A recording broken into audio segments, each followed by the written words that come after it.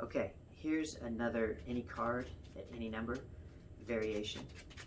It's technically a selected card at any number, but nevertheless, I think it's pretty good, and I think it's one of the better ones that I know from a shuffle deck in use. I've got maybe 60 different ways to do card at number. This is good. Let's take a look at it. You'll hand the deck to the spectator. You're going to have them deal the cards to the table, and they can stop whenever they want.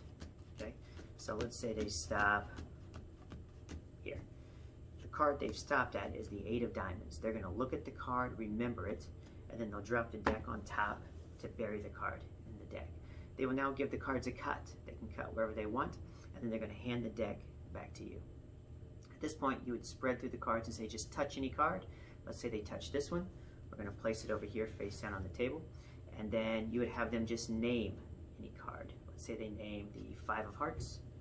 You ask them to name another card. Let's say they pick the 10 of hearts, and then they can name one more. Let's say they go with the 4 of spades, we'll say.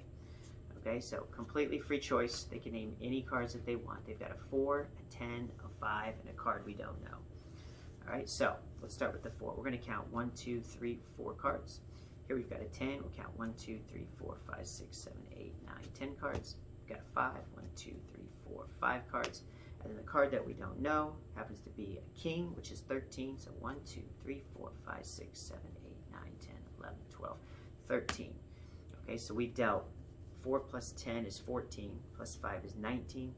19 plus 13 is 32. We've dealt 32 cards to the table. For the first time, what's the name of the card that you selected?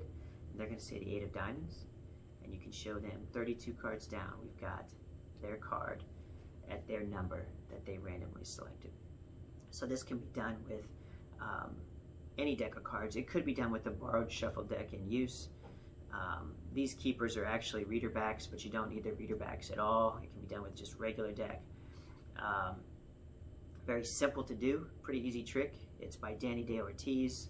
Of course, he's got a million carded number tricks out there. But this is one that's a little bit off the beaten path. I thought it was a pretty cool idea. So I hope you guys like it. I hope you guys can use it and enjoy it. Take care, guys.